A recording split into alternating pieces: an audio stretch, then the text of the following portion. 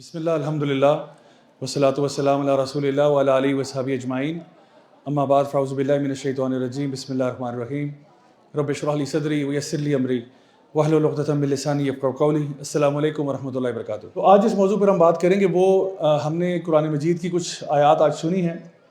سورہ آل عمران کی آیت نمبر 133 سے لے کر آگے 136 تک ہم جائیں گے آج انشاءاللہ۔ اللہ سبحانہ تعالیٰ ان آیات میں ارشاد فرماتے ہیں اعوذ باللہ من الشیطان الرجیم وَسَارِعُوا إِلَىٰ مَغْفِرَةٍ مِّن رَبِّكُمْ۔ تو وَسَارِعُوا تو دوڑ لگاؤ، سارے دوڑ لگاؤ، بھاگو، جلدی کرو۔ یعنی یہ اللہ تعالیٰ ایک اور جگہ پہ قرآن مجید میں وَسَابِقُوا بھی کہتے ہیں کہ سبقت لے جاؤ ایک دوسرے سے۔ یہاں پہ کہا جا رہا ہے دوڑ لگاؤ، تیزی کرو، کس طرف؟ اللہ تعالیٰ کی مغفرت کی طرف، اور جنت کے لیے جس کا جو عرض ہے، جس کی جو وڈتھ ہے وہ سماوات والارض جتنی بڑی ہے، زمین و آسمان جتنی بڑی وڈتھ ہے اس کی، اور یہ کس کے لیے؟ یہ تقوی والوں کے لیے۔ اب یہاں پہ ہمیں یہ بات معلوم ہے، اللہ تعالیٰ فرماتے ہیں قرآن مجید میں لَقَدْ خَلَقْنَا الْإِنسَانَ فِي كَبَدٍ، کہ ہر انسان جو ہے وہ ایک مشقت میں ہے، ایک جلدی میں ہے، کسی طرف محنت کر رہا ہے، کوشش کر رہا ہے۔ ہر انسان کوشش کر رہا ہے۔ جو جنت میں جانا چاہتا ہے وہ بھی کوشش کر رہا ہے، جو جہنم میں جا رہا ہے وہ بھی کوشش کر رہا ہے۔ یہ نہ سمجھے کہ جو جہنم میں جا رہا ہے وہ کوشش نہیں کر رہا، کوشش وہ بھی کر رہا ہے۔ ہو سکتا ہے جنت میں جانے والے سے زیادہ کوشش کر رہا ہو، لیکن اس بیچارے کی ڈائریکشن بڑی غلط ہوئی ہے، وہ کسی اور سمت میں کوشش کر رہا ہے۔ جان وہ بھی بڑی مار رہا ہے، لیکن اس کی جان اور اس کی ایفرٹ اور اس کی انرجی جو ہے صرف دنیا تک محدود ہے۔ جیسا کہ اللہ تعالیٰ نے جب ہم نے وہ دعا پڑھی تھی ربنا آتنا فی الدنیا حسنہ وفی الآخرۃ حسنہ والی، اس میں اللہ رب العزت ارشاد فرماتے ہیں کچھ لوگ ہوتے ہیں وہ صرف یہی کہتے ہیں ربنا آتنا فی الدنیا بس، تو اللہ تعالیٰ کہتے ہیں شاید ان کو دنیا ملے شاید نہ ملے، لیکن جو کہتا ہے ربنا آتنا فی الدنیا حسنہ وفی الآخرۃ حسنہ اس کو ہم دونوں عطا فرماتے ہیں۔ تو ربنا آتنا فی الدنیا کا مطلب ہے کہ بس آپ کو دنیا ہی چاہیے، اور بہت سے لوگ ایسے ہیں جو دین کی طرف صرف اسی لیے آتے ہیں کہ دنیا چاہیے ہوتی ہے، کہ جی وہ ہم ایگزام میں فیل نہ ہو جائے تو اس کے لیے ذرا کوئی وظیفہ بتا دیں، شادی نہیں ہو رہی اس کے لیے کوئی وظیفہ بتا دیں، اولاد نہیں ہو رہی اس کے لیے وظیفہ بتا دیں، رزق میں تنگی آ رہی ہے اس کے لیے کوئی وظیفہ بتا دیں۔ یعنی وہ دین میں آنے کی وجہ بھی صرف یہ ہوتی ہے کہ دنیا کا کوئی فائدہ ہو جائے، ادروائز ان کو دین سے کوئی لینا دینا نہیں ہوتا۔ تو اللہ رب العزت یہاں ارشاد فرماتا ہے کہ دوڑ لگانی ہے تو ضرور لگاؤ، لیکن مغفرت کے لیے دوڑ لگاؤ، اللہ سے معافی مانگنے کے لیے دوڑ لگاؤ، اور جنت کے لیے دوڑ لگاؤ، کیونکہ وہ کوئی چیز ہے جو کہ ورتھ ہے، اس کی کوئی ویلیو ہے۔ یہ دنیا کی ویلیو کیا ہے؟ ایک حدیث میں نبی کریم صلی اللہ علیہ وسلم نے اس کو کمپیئر کیا مچھر کے پر کے ساتھ۔ یعنی اللہ کے نزدیک جو مچھر کے پر کی حیثیت ہے وہ اس دنیا کی حیثیت ہے، بلکہ اس سے بھی کم۔ ایک اور حدیث میں آپ نے ارشاد فرمایا، آپ نے دیکھا ایک مری ہوئی بکری کہیں پڑی ہوئی ہے، تو مری ہوئی بکری وہ بھی جو بیماری سے مری ہے اور انتہا درجے کی بیماری سے مری ہے، تو آپ وہاں سے گزر رہے ہیں، صحابہ سے پوچھا کہ تم میں سے کوئی اسے خریدنا چاہے گا؟ صحابہ نے کہا یا رسول اللہ یہ بکری زندہ بھی ہوتی تو ہم نہ لیتے، کیونکہ یہ وہ جو بیماری ہوتی ہے نا جس میں جانور کے سارے بال اتر جاتے ہیں، تو انہوں نے کہا یہ زندہ بھی ہوتی تو کون لیتا ہے اس کو؟ تو آپ نے فرمایا کہ اللہ کے نزدیک اس بکری کی جو یعنی وہی ویلیو ہے جو تمہارے نزدیک جو اس بکری کی ویلیو ہے، اللہ کے نزدیک دنیا کی ویلیو اس سے بھی کم ہے۔ تو ایک مچھر کے پر کے پیچھے تم دوڑ لگا رہے ہو، ایک مری ہوئی بکری کے پیچھے تم دوڑ لگا رہے ہو۔ بھائی کوئی دوڑ لگانے والی چیز بھی تو ہونا جس کے پیچھے بندہ دوڑ لگائے۔ بندہ کہتا ہے کہ یار کس چیز کے پیچھے بھاگے ہو تم؟ یعنی کوئی ویلیو ہی نہیں تھی اس کی۔ اللہ تعالیٰ کہہ رہے ہیں اگر دوڑ لگانی ہی تھی تو مغفرت کے لیے دوڑ لگاتے، جنت کے لیے دوڑ لگاتے، وہ کچھ ہوتی چیز۔ ہم لوگ سب اس وقت نا ایک ریٹ ریس میں پھنسے ہوئے ہیں۔ ریٹ ریس کا مطلب ہے کہ انسان بس وہی دنیا داری کے اندر چکروں میں لگا ہوا ہے، اور بس یہی اس کا مقصد ہے۔ ایک امریکن آتھر کہتی ہیں کہ the problem with the rat race is that even if you win you are still a rat۔ یعنی یہ ریٹ ریس آپ جیت بھی جائیں تو پھر بھی آپ ریٹ ہی ہیں at the end of the day, یعنی آپ کا کوئی ہائر پرپس نہیں ہے، کوئی ہائر مشن نہیں ہے۔ تو اللہ رب العزت یہاں پہ ہماری توجہ اس طرف کر رہے ہیں کہ اگر ریس لگانی ہے ضرور لگاؤ، لیکن ڈائریکشن اپنی ٹھیک کرو۔ آگے فرمایا الذین ينفقون فی السراء والضراء، یہ کون لوگ ہیں؟ یہ متقین، کیونکہ جن متقین کے لیے جنت سنبھالی گئی ہے، جن متقین کے لیے یہ ٹھکانہ ہوگا، ان متقین کی کچھ اور کوالٹیز اب سامنے آ رہی ہیں۔ کچھ دنوں پہلے ہم نے پڑھا تھا متقین کے بارے میں، اور ہم نے پڑھا تھا کہ جی رمضان کا بھی مقصد یہ ہے کہ ہمارے اندر تقویٰ آ جائے۔ اب متقین کی کچھ اور خصوصیات سن لیں ذرا کہ وہ کون لوگ ہیں۔ اللہ رب العزت ارشاد فرماتے ہیں الذین ينفقون فی السراء والضراء، یہ وہ لوگ ہیں جو جب ان کے پاس پیسے میں وسعت ہوتی ہے تب بھی خرچ کرتے ہیں، اور جب تنگی ہوتی ہے تب بھی خرچ کرتے ہیں۔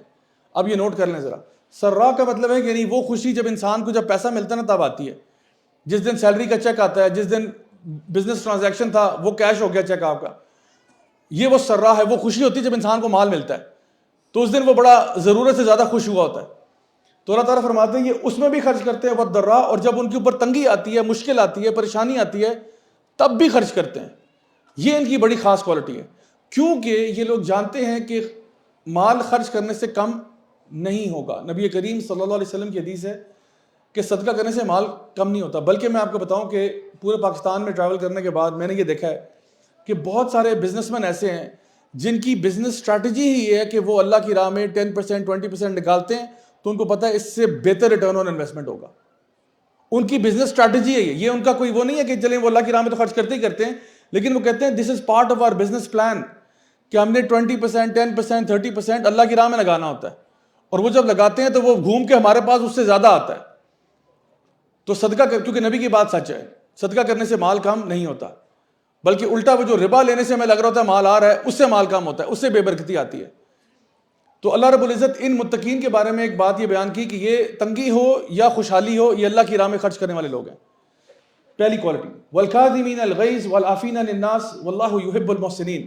اور یہ وہ لوگ ہیں, دوسری بات اب یہ مشکل ہے, اللہ کی راہ میں خرچ کرنا تو چلو ٹھیک ہے ایک بات ہو گئی, مال کی محبت نکلتی ہے نا اپنے دل سے جب اللہ کی راہ میں انسان خرچ کرتا ہے, اللہ کی محبت زیادہ پکی ہو جاتی ہے کہ اللہ کی محبت زیادہ ہے مال کی کم ہے. دوسری چیز ان کے بارے میں والکاظمین الغیظ, یعنی یہ اپنے غصے کو پی جاتے ہیں. کاظمین جو ہے نا بیسکلی یعنی آپ کہہ لو کہ اس کا جو روٹ ورڈ ہے اس کا تعلق ہے وہ جو مشکیزے کے اوپر آپ ڈھکن لگاتے ہیں نا ٹائٹ کرنے کے لیے اس کو, یا جس طرح بوٹل کیپس ہوتے ہیں آج کل ایئر ٹائٹ کرتے ہیں, تو یہ کسی چیز کو لاک کرنے کے لیے ہوتا ہے, یعنی کسی چیز کو ایئر ٹائٹ کر دینا ہے, بند کر دینا ہے. اور غیظ جو ہے یہ وہ غصہ ہے جو خون کھول رہا ہوتا ہے نا, لٹرلی اس کا مطلب یہ ہے کہ جب خون آپ کا ابل رہا ہوتا ہے وہ اس لیول کا غصہ. اللہ سبحانہ وتعالیٰ فرماتے ہیں والکاظمین الغیظ, یہ اپنے ابلتے ہوئے غصے کو ایئر ٹائٹ کر لیتے ہیں, ایئر لاک لگا لیتے ہیں پکا, کیا یہ اب ابھر کے باہر نہیں آئے, کیونکہ اگر یہ ابھر کے باہر آئے تو پھر پتہ کیا ہوگا, پھر یہ چیٹے بہت لوگوں پہ پڑیں گے, اور پھر ایک بندہ اس کی زد میں نہیں آئے گا, بہت سے لوگ زد میں آئیں گے. ایک آپ نے جی مثال کے طور پہ باس نے آپ کو صبح کچھ کہہ دیا, اب غصہ آپ کا ابل رہا ہے, اب آپ گھر پہنچے تو کیا ہوا, سب سے پہلا نشانہ کون ہے, بیگم. سب سے پہلا ٹارگٹ, ایزیسٹ ٹارگٹ بیگم ہے. بیگم پہ جو ہے نا وہ چڑھائی شروع کر دی کہ بھئی تمہاری چائے ٹھنڈی ہے, یہ ہے, کھانے میں نمک زیادہ ہے, میرے زیادہ ہے. بچہ کہ ابو میں نے آج یہ بنایا, تو میرے باپ پہ احسان کیا یہ بنایا. اب بچہ بیچارہ اس پہ بھی چیٹے پڑ رہے ہیں. ایک بچہ کہ جی ابو میں نے چھکا مارا, ابو نے منہ پہ چھکا لگا دیا اس کے کہ بیٹا چھکا لگا تم کون سا شاہد آفریدی ہے. تو یہ کاظمین الغیظ ہے کہ آپ ڈھکن لگا دیں اس غصے کے اوپر, بند کر دو اس کو. اب یہاں پہ جو ہے نا ہمارا اور سائنسدانوں کا جھگڑا شروع ہے, اس مقام سے ہمارا اور سائنسدانوں کا جھگڑا شروع ہے. وہ کہتے ہیں اگر آپ یہ کریں گے مولانا صاحب, یہ جو باتیں آپ بتا رہے ہیں نا اس سے پینٹ اپ اینگر پیدا ہوتا ہے, اور یہ جو ہے نا اس سے بیماریاں پیدا ہوتی ہیں, بندے کو ہارٹ اٹیک ہو سکتا ہے, بندے کو سٹروک ہو سکتا ہے, بلڈ پریشر کہاں پہنچ جائے گا. یہ تو غلط آپ ایڈوائس دے رہے ہیں. تو ہم کہتے ہیں کہ ہماری ایڈوائس ابھی ختم کہاں ہوئی ہے, ہم نے تو صرف کہا والکاظمین الغیظ, اور آگے اللہ تعالیٰ کیا فرما رہے ہیں, والعافین عن الناس, اور پیار سے معاف کر دینا. اچھا ڈاکٹر کہتا ہے غصے کو پینٹ اپ نہیں رکھنا, پینٹ اپ نہیں رکھنا. میں آپ کو فرق بتا رہا ہوں دونوں چیزوں میں. ڈاکٹر کہتا ہے غصے کو پینٹ اپ نہیں رکھنا, اس کو اظہار کر دو, اظہار کر دو. اور اس کے علاوہ وہ جو غلط مشورہ آپ کو دے گا وہ کہے گا کہ آپ کو نا کتھارسس کی ضرورت ہے. آپ کسی کو فون کریں اپنی بیسٹ فرینڈ کو اور کہیں میرا ہسبینڈ انتہائی 2 نمبر آدمی ہے, بدتمیز ترین آدمی ہے, گھر آ کے میرے پہ چیخا ہے, چلایا ہے, اللہ تعالیٰ اس کے اوپر فلاں کرے ڈمکاں کرے, اور پھر وہ جب آدھا گھنٹہ اس نے غیبتیں سن لی ہیں تو وہ کہتی ہو اب میں بہت اچھا فیل کر رہی ہوں, ناؤ آئی فیل گریٹ. تو اس بیچارے کا تو بیڑا گرک کر دیا نا آپ نے, ساری باتیں کر کے اس کا تو امپریشن خراب کر دیا آپ نے. تو یہ وہ ڈاکٹر ریکمینڈ کرے گا کہ آپ کو نا you need to let it out, you need to let off this steam. چاہے آپ اپنی ماں سے بات کریں, اپنی بیسٹ فرینڈ سے بات کریں, اپنے دوست سے بات کریں, کسی سے کریں, بس یہ غبار اندر نہ رکھیں, اس کو باہر نکالیں کسی طریقے سے. اللہ رب العزت کہہ رہے ہیں کہ دیکھو اندر رکھنا بھی پرابلم ہے, باہر نکالنا بھی پرابلم. باہر نکالیں گے تو پھر اور گناہ ہوں گے, غیبت ہوگی, چغلی ہوگی, سلینڈر بھی ہو سکتا ہے, ٹھیک ہے. اور یہ سارے کبیرہ گناہ, یہ نہ سمجھو صغیرہ ہیں, یہ کبیرہ گناہ ہیں, کبیرہ گناہ ہو جائیں گے تمہارے سے. کسی کی ذات کو تم نقصان پہنچا رہے ہو, قیامت کے دن تمہارا گربان پکڑنا ہے اس نے کہ بھئی تم نے میرے بارے میں یہ باتیں کی تھی, چاہے آپ نے احد پہاڑ جتنی نیکیاں کمائی ہو ساری دینی پڑ جائیں گی آپ کو. تو اللہ رب العزت کہہ رہے ہیں کہ والکاظمین الغیظ والعافین عن الناس, وہ غصے کو پیتے ہیں اور پیار سے معاف کر دیتے ہیں. یہ کوئی ڈاکٹر نہیں بتاتا کہ پیار سے معاف کرنا سیکھیں, پیار سے معاف کرنا سیکھیں. یعنی پینٹ اپ اینگر کی بات ہم یہ نہیں کہہ رہے کہ اندر غصہ دبا دو اور کڑتے رہو سارا وقت, وہ بھی پرابلم ہے, ظاہری بات ہے. آپ کسی کا غم لے کے بیٹھے ہوئے اپنے دل کے اوپر, اور یہ ایک بیک پیک کی مانند ہے, آپ نے کندھے پہ ایک بیک پیک ڈالا ہوا ہے سارا, اس میں آپ نے نا اس نے مجھے یوں کہا تھا, اس نے مجھے یوں کہا تھا, اس نے مجھے ٹیڑھی آنکھ سے دیکھا تھا, اس نے مجھے پراپر طریقے سے انوائٹ نہیں کیا, جب میں وہاں انوائٹ ہوا تو پروٹوکال نہیں دیا, یعنی ہر بندے نے چیزیں مائنڈ کر کے رکھی ہوتی ہیں. تو اللہ رب العزت کہہ رہے ہیں اس کو معاف کر دو، اللہ کے سپرد کر دو اس کو. یعنی ایک تو غصہ پیو، غصے کو ڈھکن لگا دو، اس کے اوپر بند کر دو اس کو. دوسرا یہ کہ پیار سے معاف کر دو تاکہ وہ غصہ ڈیفیوز ہو جائے. آپ کو یا اللہ تو جانے، تیرا کام جانے، میری طرف سے بندہ کلیئر ہے. وہ ایک صحابی تھے نا جن کے بارے میں نبی کریم صلی اللہ علیہ وسلم نے باقی صحابہ کو کہا، مسجد میں بیٹھے ہوئے تھے، کہ یہ جو بندہ اب داخل ہوگا یہ جنتی ہوگا. تو ایک صحابی داخل ہوئے، صحابہ نے سمجھا واہ بھی واہ، اس میں بڑی بات ہے کہ یہ صحابی آئیں. اگلے دن پھر یہی ہوا، آپ نے کہا اب جو داخل ہوگا وہ جنتی ہوگا، پھر وہی صحابی آئے.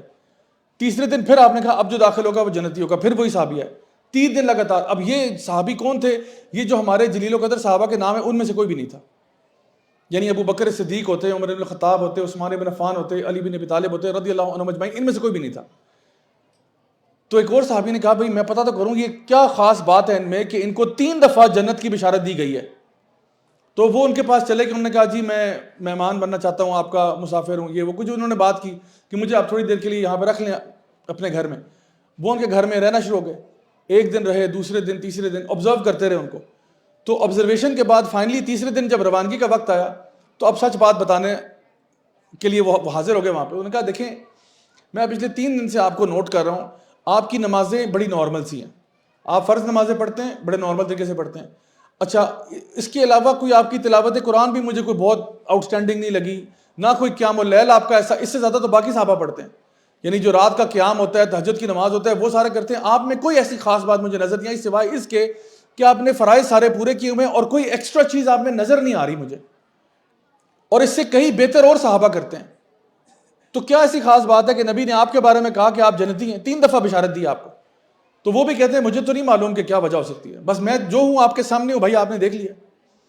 جب وہ جانے لگے صحابی تو انہوں نے کہا ایک سیکنڈ رک جائیے، ایک چیز شاید ذہن میں آ رہی ہے. انہوں نے کہا جی کیا بات ہے؟ کہتے ہیں ہاں یہ بات ضرور ہے کہ میں رات کو سونے سے پہلے نا جس کسی نے میرا دل دکھایا ہوتا ہے، جس کسی نے مجھے کچھ کہا ہوتا ہے، جس کسی نے کوئی بھی بات اس کی میں نے مائنڈ کی ہوتی ہے، میں ان سب کو معاف کر کے سوتا ہوں، ورنہ میں سوتا نہیں ہوں رات کو. تو وہ صحابی کہتے ہیں کہ یقیناً یہی وجہ ہے کہ جس کی وجہ سے نبی کریم صلی اللہ علیہ وسلم نے فرمایا تھا کہ یہ بندہ جنتی ہے. رات کو سونے سے پہلے جس کسی نے میرا کچھ بگاڑا ہوتا ہے نا، میں کہتا ہوں یا اللہ تو جانے، تیرا کام جانے، میری طرف سے یہ بندہ کلیئر ہے. اب پتہ کیا آپ نے کیا؟ آپ نے وہ بیک پیک اتار کے زمین پہ رکھ دیا اور آپ ریلیکس ہو گئے. سب سے بڑا فائدہ اس کو ہوا ہے جس نے معاف کیا، اس کے دل پہ سے وہ بوجھ اتر گیا. اس نے کہا یا اللہ یہ تیرا بندہ ہے، تو جان، تیرا کام جانے، میں اس کے بارے میں کوئی ٹینشن نہیں اب لوں گا. والکاظمین الغیظ والعافین عن الناس.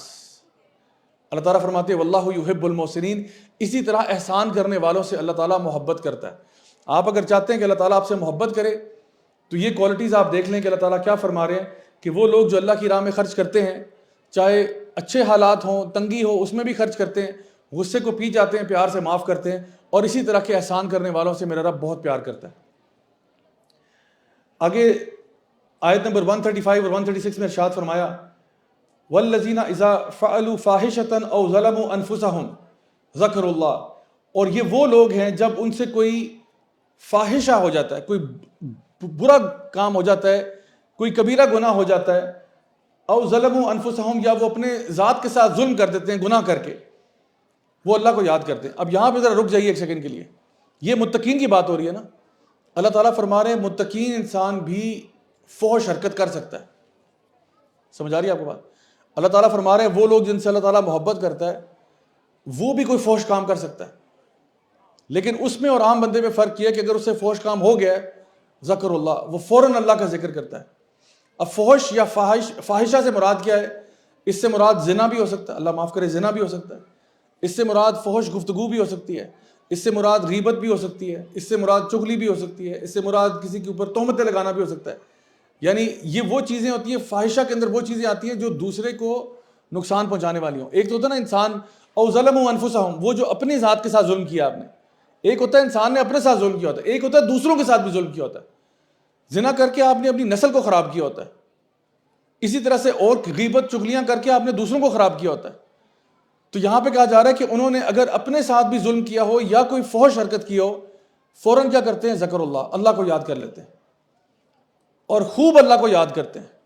ایک دم سے ہمارے دل کے اندر نا ایک مفتی صاحب بیٹھے ہوتے ہیں، اور وہ مفتی صاحب جو ہے نا سب سے پہلے آپ کو بتا دیتے ہیں کہ آپ نے غلطی کی ہے، اور ان مفتی صاحب کی آواز سن لینی چاہیے. وہ جو اندر سے آواز آتی ہے نا ان کی بات سن لینی چاہیے، اکثر وہ صحیح کہہ رہے ہوتے ہیں.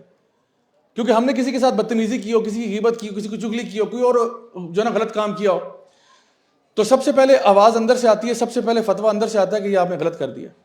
اسی لیے پھر ہمیں اندر سے ہمارا دل کہتا ہے کہ جا کے سوری بول کے آؤ اس کو. اب اکثر لوگ جو ہیں وہ مفتی صاحب کو چپ کرا دیتے ہیں کہ چپ کر کے سائڈ پہ بیٹھیں، آپ سے کون بات کر رہا ہے. لیکن جو متقین ہوتے ہیں وہ ان کی بات سن لیتے ہیں. وہ کہتے ہیں مفتی صاحب آپ صحیح کہہ رہے ہیں، میری غلطی ہے، اللہ مجھے معاف فرمائے، استغفر اللہ استغفر اللہ، اور وہ اپنے آپ فوراً توبہ کی طرف لوٹ آتے ہیں. نبی کریم صلی اللہ علیہ وسلم کی حدیث سے آپ نے فرمایا کہ شیطان جو ہے نا وہ اس نے اللہ تعالیٰ کو یہ کہا تھا کہ اے اللہ تیری عزت کی قسم میں ابن آدم کو نا بہکاؤں گا، میں انہیں بہکاؤں گا، میں انہیں گناہوں کی طرف لے کے جاؤں گا، میں ان سے برے برے کام کرواؤں گا، یہ ہوگا.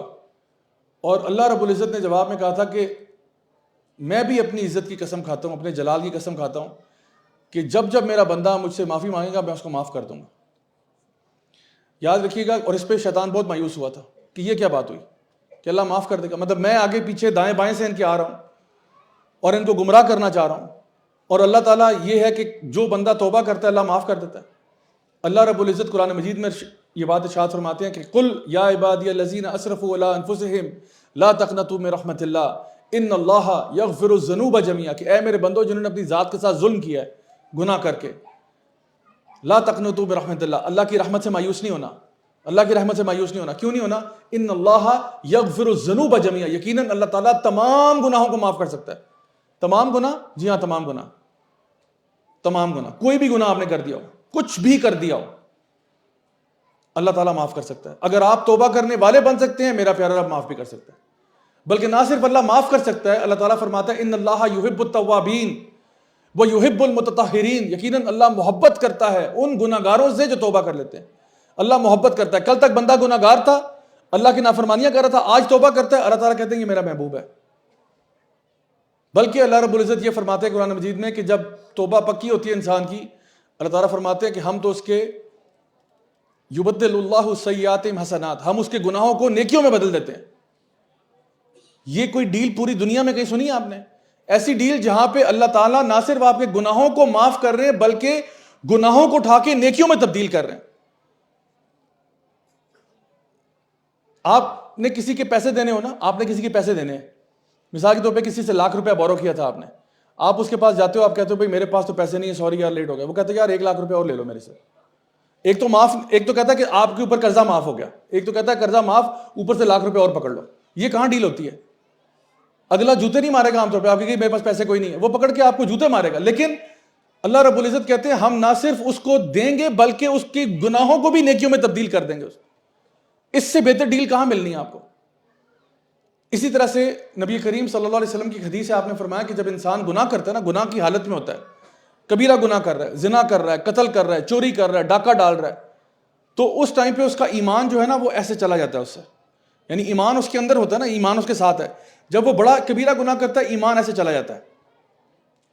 اور فرمایا جب وہ توبہ کرتا ہے تو ایمان اس کا ایسے واپس آ جاتا ہے. جیسے اس کو ذکر اللہ والی سٹیٹ پہ آتا نا، گناہ جس ٹائم کر رہا تھا اللہ کو بھول چکا تھا، اگر اللہ کو یاد رکھتا کبھی گناہ نہ کرتا، اس ٹائم پہ اس کا ایمان چلا گیا تھا.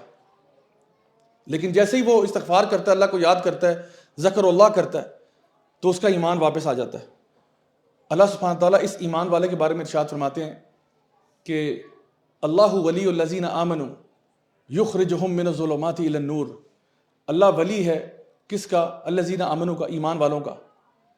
اب آپ دیکھیں کہ اگر ایک انسان یہ کہتا ہے کہ میں جو ہوں، میں پرائم منسٹر صاحب کا دوست ہوں، میں صدر مملکت کا دوست ہوں، میں آرمی چیف کا دوست ہوں، میں ایئر چیف کا دوست ہوں، تو یہ ذرا ایک یہ سٹیٹمنٹ ہے. اور ایک سٹیٹمنٹ یہ ہے کہ آپ کہتے ہیں کہ جی وزیر اعظم صاحب میرے دوست ہیں، آرمی چیف بھی میرے دوست ہیں، صدر مملکت بھی میرے دوست ہیں، اور ایئر چیف بھی میرے دوست ہیں. اب یہ جو پوزیشن ہے نا یہ زیادہ پاورفل پوزیشن ہے، کیونکہ اس میں میں ان کا دوست تھا، پتہ نہیں وہ میرے دوست ہے کہ نہیں تھے، لیکن یہاں پہ میں کہہ رہا ہوں وہ میرے دوست ہیں، وہ میرے دوست ہیں، میں پتہ نہیں ان کے ساتھ کیا ٹریٹمنٹ کرتا ہوں، وہ بہرحال میرے دوست بن کے بیٹھے ہوئے ہیں. تو اللہ رب العزت یہ نہیں فرما رہے کہ والذین آمنوا اولیاء اللہ، جو ایمان والے ہوتے ہیں وہ اللہ کے ولی ہوتے ہیں، اللہ کے دوست ہوتے ہیں. اللہ اس سے بہت بڑی بات ارشاد فرما رہا ہے. اللہ فرما رہے اللہ ولی الذین آمنوا، اللہ پہلے ولی بن جاتا ہے کس کا؟ الذین آمنوا کا. اللہ پہلے دوست بنتا ہے ان کا جو بھی گناہ کر کے ایمان کی حالت میں واپس آ گئے، الذین آمنوا ہو گئے، یخرجہم من الظلمات الی النور، اللہ ان کو اندھیروں سے نکال کر نور کے راستے پر، صراط مستقیم پر چلا دیتا ہے۔ نبی کریم صلی اللہ علیہ وسلم کی حدیث ہے، آپ نے فرمایا کہ گناہ کر کے توبہ کرنے والا ایسا ہی ہے جیسے اس نے گناہ کیا ہی نہیں ہے۔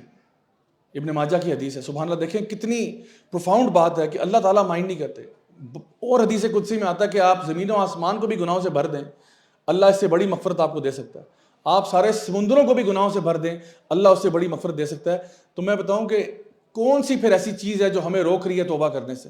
کون سی ایسی چیز ہے جو ہمیں اللہ تعالیٰ کی طرف لوٹنے سے روک رہی ہے؟ اور اللہ تعالیٰ کو اتنی خوشی ہوتی ہے جب ایک بندہ بھولا بھٹکا وہ واپس اللہ کی طرف لوٹ کے آتا ہے۔ اتنی خوشی ہوتی ہے جتنی کسی بدو کو بھی نہیں ہوتی جس نے صحرا میں اپنا اونٹ کھو دیا ہو، اور اونٹ وہ تھا جس پہ سارا اس کا ساز و سامان تھا، سارا اس کا ٹینٹ بھی وہاں، کھانا بھی وہاں، رہنا سب اس اونٹ پہ تھا، اور صحرا کے بیچ میں وہ تھوڑی دیر کے لیے اس نے آنکھ بند کی اپنی تو اونٹ غائب ہو گیا، اس کا آنکھ کھلی، دور دور تک اونٹ نظر ہی نہیں آ رہا، اور وہ اپنی موت کا انتظار کر رہا ہے۔ پھر کہیں دور فاصلے میں اس کو وہ اونٹ نظر آتا ہے تو وہ خوشی سے چیخ اٹھتا ہے کہ میرا اونٹ واپس آ گیا۔ تو نبی فرما رہے ہیں صلی اللہ علیہ وسلم کہ اللہ تعالیٰ کو اس شخص سے زیادہ خوشی ہوتی ہے کہ اللہ کا ایک بندہ جو ہے وہ واپس لوٹ کے آ گیا، کہتے ہیں لبیک اللہم لبیک، یا اللہ مجھ سے غلطی ہو گئی تھی، یا اللہ مجھ سے کوتاہی ہو گئی، یا اللہ مجھ سے گناہ ہو گیا تھا، یا اللہ میں تھوڑا ٹریک سے آف چلا گیا تھا، لیکن یا اللہ میں واپس آ گیا۔ تو اللہ تعالیٰ فرماتا ہے کہ کوئی فحش حرکت بھی کر دینا، ذکر اللہ کے نیک بندوں کی صفت یہ ہے کہ بڑے سے بڑا گناہ ہو جائے، کبیرہ گناہ ہو جائے، دوسروں کے ساتھ کوئی گناہ ہو جائے، تب بھی فوراً اللہ کی طرف لوٹ کے آتے ہیں کہ یا اللہ غلطی ہو گئی، یا اللہ I messed up، یا اللہ I messed up۔ پچھلی جو آیات تھیں اس میں جس بات کا ذکر تھا وہی تھا کہ اگر دوسرا آپ کے ساتھ زیادتی کرے تو آپ نے کیا کرنا ہے؟ دوسرا آپ کے ساتھ زیادتی کرے تو والکاظمین الغیظ والعافین عن الناس، دوسرا آپ کے ساتھ زیادتی کرے تو غصے کو پی جاؤ، پیار سے معاف کرو، اور اگر آپ کسی کے ساتھ زیادتی کرو تو کیا کرو؟ ذکر اللہ۔ فاحشہ کیا ہے؟ کسی کے ساتھ زیادتی کی آپ نے، کسی کا رائٹ پامال کیا آپ نے، تو پھر کیا کرو؟ اللہ کو یاد کرو۔ میرے پاس ایک شخص آیا، یہ جو معافی والی بات ہے نا، اس کو میں نے کہا کاؤنسلنگ کے لیے تھا کہ زیا بھائی یہ فلاں نے مجھے یوں کیا، میں نے کہا یار آپ اپنا دل بڑا کریں، آپ ماشاءاللہ اچھے انسان ہیں، آپ معاف کریں۔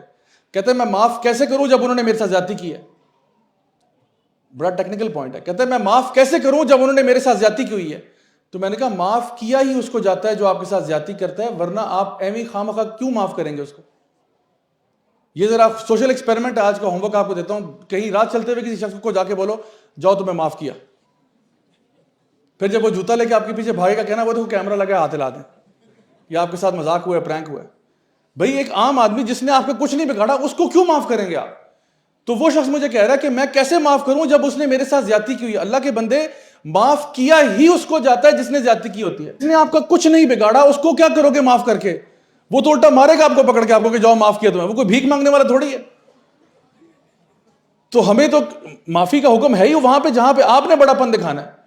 تو اللہ تعالیٰ فرما رہے ہیں جب آپ کے ساتھ زیادتی ہوگی آپ غصے کو پی جائیں، پیار سے معاف کریں، یہ آپ کریں، اور جب آپ کسی کے ساتھ زیادتی کر بیٹھیں تو اللہ کو یاد کرو، ذکر اللہ کو یاد کرو، تو اللہ تعالیٰ معاف کرنے والا ہے۔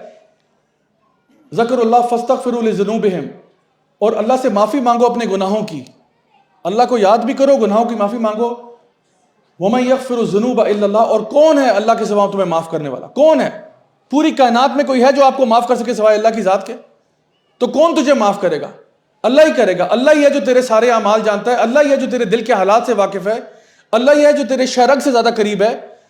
اسی رب نے تجھے معاف کرنا ہے، اسی رب نے تیرے گناہوں کو نیکیوں میں تبدیل کرنا ہے، اسی رب نے تجھے جنت میں بھیجنا ہے، اسی کے رحم و کرم سے تو جنت میں جائے گا۔ تو فوراً اس کی طرف رجوع کر، فوراً اس کی طرف جا اور گناہوں کی معافی مانگ۔ اللہ سبحانہ تعالیٰ یہاں یہ بات ارشاد فرماتے ہیں وَلَمْ يُصِرُّوا عَلَىٰ مَا فَعَلُوا وَهُمْ يَعْلَمُونَ، اور پھر وہ اس گناہ میں پرسسٹ نہیں کرتے، اس میں کنٹینیو نہیں کرتے، اس کے اوپر دائم نہیں ہو جاتے گناہ پہ۔ یعنی جب گناہ سے معافی مانگ لی ہے، اب یہ نہیں کہ اس گناہ کے اوپر ڈٹ گیا وہ بندہ، اب وہ گناہ کو چھوڑنے کا فیصلہ کر دیتا ہے، یعنی دل میں ندامت بھی محسوس کرتا ہے، گناہ کو چھوڑ بھی دیتا ہے، وعدہ بھی کرتا ہے آئندہ نہیں کروں گا، اور خدا نہ خواستہ دوبارہ گناہ ہو جائے، پھر repeat the process, bar bar repeat کریں حتیٰ کہ وہ گناہ جو ہے وہ صفحہ ہستی سے مٹ جائے۔ لیکن کبھی ایسا نہ ہو کہ آپ توبہ کرنے سے توبہ کر لیں، یہ بہت بڑا پرابلم ہوگا کہ آپ اتنی دفعہ، آپ نے 4 5 6 10 15 دفعہ گناہ کیا، اب آپ نے کہا بھائی یار اب تو مجھے شرم آتی ہے اللہ کی طرف جاتے ہوئے۔ ایسا کبھی نہ ہو، توبہ کریں، اللہ کی طرف رجوع کریں۔ اللہ تعالیٰ فرماتے ہیں ان لوگوں کے بارے میں یہ کون ہے؟ اولئک جزاؤہم مغفرۃ من ربہم وجنات تجری من تحتہا الانہار خالدین فیہا ونعم اجر العاملین۔ اللہ تعالیٰ فرماتے ہیں یہ وہ لوگ ہیں، اولئک جزاؤہم مغفرۃ من ربہم، اللہ تعالیٰ فرماتے ہیں یہ وہ لوگ ہیں جو اللہ کی طرف سے جن کو مغفرت ملے گی، اور مغفرت کے ساتھ ساتھ کیا ملے گی؟ جنت ملے گی جس کے نیچے نہریں بہتی ہوں گی۔ جنات تجری من تحتہا الانہار خالدین فیہا، یہ وہاں ہمیشہ ہمیشہ رہیں گے، پرماننٹ ریزیڈنس ان کو ملے گی۔ بہت سے لوگ دنیا بھر میں جب جاتے ہیں اور ویزا وغیرہ کے لیے اپلائی کرتے ہیں تو وہ چاہتے ہیں کہ ہمیں PR مل جائے، پرماننٹ ریزیڈنس، کسی ملک میں نیشنلٹی مل جائے، لیکن پرماننٹ ریزیڈنس تو کبھی بھی نہیں ہو سکتی آپ کی دنیا میں، جتنے مرضی آپ کوشش کر لیں۔ یہ دنیا ویسے ہی فانی ختم ہو جائے گی۔ تو میکسیمم آپ کہہ سکتے ہیں جی مجھے 10 سال کی مل گئی ہے، 15 سال کی مل گئی ہے، 20 سال کی مل گئی ہے، 5 سال کی مل گئی ہے، ڈیپینڈ کرتا ہے کتنی عمر آپ کی لکھی ہوئی ہے۔ تو پرماننٹ ریزیڈنس اصل میں تو جنت میں ہی ہے، وہ ہمیشہ کے لیے۔ یہ دنیا تو کچھ بھی نہیں ہے۔ جو لوگ اتنی محنت کر کے کسی ملک میں جاتے ہیں سیٹل ہونے کے لیے، سیٹل کتنا ہی سیٹل ہو جائیں گے آپ، جتنی آپ کی زندگی بس اتنا ہی سیٹل ہونا ہے آپ نے، اس سے اوپر کیا ہوگا؟ قیامت تک تو نہیں ہے یہ چیز جاری ہے آپ کے ساتھ، یا اس سے بھی آگے تک۔ تو اللہ تعالیٰ فرماتے ہیں اس طرح جو لوگ بیہیو کرتے ہیں کہ جب کوئی غلطی ہو جائے فوراً اللہ کی طرف رجوع کرتے ہیں، توبہ کرتے ہیں، اللہ کی طرف واپس لوٹ کے آتے ہیں، ان کے لیے مغفرت بھی ہے اللہ کی طرف سے، اور ان کے لیے جنت ہے جس کے نیچے نہریں بہتی ہوں گی۔ اور اللہ تعالیٰ فرماتے ہیں یہی ایک بہترین جزا ہے عاملین کے لیے، جو عمل کرنے والے لوگ ہیں، جو نیک اعمال کرنے والے ہیں، ان کے لیے یہ اجر ہے۔ So my dear brothers and sisters, یہ بات اپنے دل میں بٹھا لیں کہ جب بھی انسان سے غلطی ہو، دیکھیں انسان خطا کا پتلا ہے، انسان سے غلطی ہوتی ہے، انسان غلطی کرتا ہے۔ کوئی ایسا شخص نہیں ہے جو کہ یہ کہے کہ جی میرے سے کبھی گناہ ہی نہیں ہوا۔ گناہ ہوتے ہیں، ہر انسان سے ہوتے ہیں، بلکہ نبی کریم صلی اللہ علیہ وسلم کی ایک حدیث بھی ہے کہ کلو بنی آدم خطاؤن، ہر ابن آدم خطا کار ہے، ہر ابن آدم خطا کار ہے۔ کوئی صغیرہ گناہ کرتا ہے، کوئی کبیرہ کرتا ہے، کوئی چوری چھپے کرتا ہے، کوئی کھلم کھلا کرتا ہے، کوئی غلطی سے کر دیتا ہے، کوئی جان بوجھ کے کرتا ہے۔ گناہ گار سارے ہی ہیں، لیکن سب سے اچھا گناہ گار وہ ہے جو توبہ کر لیتا ہے، بہترین وہ ہے جو توبہ کر لیتا ہے۔ تو اللہ رب العزت نے کوئی ایسا سٹینڈرڈ نہیں رکھا، بلکہ ایک اور حدیث میں آتا ہے کہ اللہ تعالیٰ فرماتے ہیں حدیث قدسی میں کہ اے بنی آدم، اگر تم گناہ نہ کرتے تو میں تمہیں ختم کر دیتا دنیا سے، اور تمہاری جگہ ایک اور قوم کو لے آتا جو گناہ کرتی ہوتی، اور پھر میں ان کو معاف کر دیتا۔ اب یہ حدیث سمجھنا تھوڑا ٹیکنیکل بات ہے۔ اللہ تعالیٰ فرما رہے ہیں اے بنی آدم، ابن آدم سے یہ بات کہہ رہے ہیں کہ اگر تم لوگ زمین میں گناہ نہ کرتے ہوتے نا، میں تمہیں ختم کر دیتا اور ایسی قوم لے کے آتا جو گناہ کرتے ہوتے، اور پھر میں ان کو بخشتا۔ کیونکہ یاد رکھیں اللہ تعالیٰ کی جو صفات ہے نا وہ پرماننٹ ہے۔ اللہ تعالیٰ کی صفات ایسی نہیں ہے کہ جو کبھی ہیں اور کبھی نہیں ہیں۔ اللہ تعالیٰ غفور ہے، ہر وقت غفور ہے، غفار ہے، ہر وقت غفار ہے، الودود ہے، ہر وقت الودود ہے، الرحمن ہے، ہر وقت الرحمن ہے، الرحیم ہے، ہر وقت الرحیم ہے۔ تو اللہ تعالیٰ کی صفت یہ برقرار ہے۔ تو اگر دنیا میں لوگ ہی نہ رہیں جن پہ رحم کیا جائے، جن کو معاف کیا جائے، جن کو فگیو کیا جائے، اگر ایسے لوگ ہی نہ رہیں تو پھر اللہ تعالیٰ کی صفات کہاں جائیں گی؟ تو اللہ تعالیٰ یہ اللہ کی صفت ہے کہ اللہ نے معاف کرنا ہی کرنا ہے۔ تو اللہ تعالیٰ فرما رہے ہیں کہ اب اس کا یہ مطلب نہیں سارے مل کے گناہ کریں جا کے، اس کا مطلب یہ کہ انسان کی نیچر میں نا گناہ بس ہو جاتے ہیں، غلطی سے جان بوجھ کے چھوٹے بڑے ہو جاتے ہیں، دن میں ہمیں احساس بھی نہیں ہوتا کتنے گناہ ہم سے ہو رہے ہیں اور ہو جاتے ہیں۔ میں آپ کو بتاؤں، یقین کریے آپ اپنے اوپر کبھی ذرا صحیح ایک وہ مائکروسکوپ لگا کے دیکھیں نا اپنے حالات کو، تو آپ کو پتہ چلے کتنی میں نے غلطیاں دن میں کر دی ہیں، کتنی میرے سے کوتاہیاں ایک دن میں ہوئی ہیں۔ کہیں کسی کے بارے میں بدگمانی پیدا ہو گئی، کسی کے بارے میں برا خیال ہو گیا، کہیں پہ آواز زیادہ اونچی ہوگی، کسی کو ذرا کچھ ایسے بول دیا، کسی کو ٹیڑھی آنکھ سے دیکھ لیا۔ اللہ تعالیٰ تو قرآن مجید میں منافقین کی آنکھوں کے اشارے بھی نوٹ کر رہے تھے کہ جب وہ جو ہے نا مومنین کو بس اس طرح کرتے تھے، تو یہ بھی اللہ نے دیکھ لیا کہ تم یہ کیا کر رہے ہو، مذاق اڑا رہے ہو، اللہ کے بندوں کا مذاق اڑاتے ہو، اللہ اور اس کے رسول کا مذاق اڑاتے ہو، صرف آنکھوں کے اشارے اللہ تعالیٰ نوٹ کر رہا ہے۔ مجھے بتائیں ہمارے سے کتنی غلطیاں سر درد ہو رہی ہیں ایک دن میں۔ تو یہ اللہ رحمان و رحیم ہے جس کی صفت یہ ہے کہ وہ معاف کرنے والا ہے۔ تو کبھی بھی مایوس نہیں ہونا، لا تقنطوا من رحمت اللہ، کبھی بھی اللہ کی رحمت سے مایوس نہیں ہونا۔ ہمارا کام ہے اچھائی کی طرف جانا، صراط مستقیم پر جانا، توبہ کرتے رہنا، استغفار کرتے رہنا۔ اللہ بہت مہربان ہے، نہایت رحم کرنے والا ہے، اس کا کام ہے معاف کرنا۔ اور جب آپ اللہ کی طرف لوٹ کے جائیں گے، اللہ تعالیٰ انشاءاللہ آپ گناہوں کو معاف کرے گا۔ میری دعا ہے کہ اللہ تعالیٰ ہماری تمام غلطیاں کوتاہیاں گناہوں کو معاف فرمائے، ہمیں نیک اعمال کرنے کی توفیق عطا فرمائے، ہم سب سے راضی ہو اور ہمیں دنیا اور آخرت دونوں کی خیر نصیب فرمائے۔ بارک اللہ فیکم، والسلام علیکم ورحمۃ اللہ وبرکاتہ۔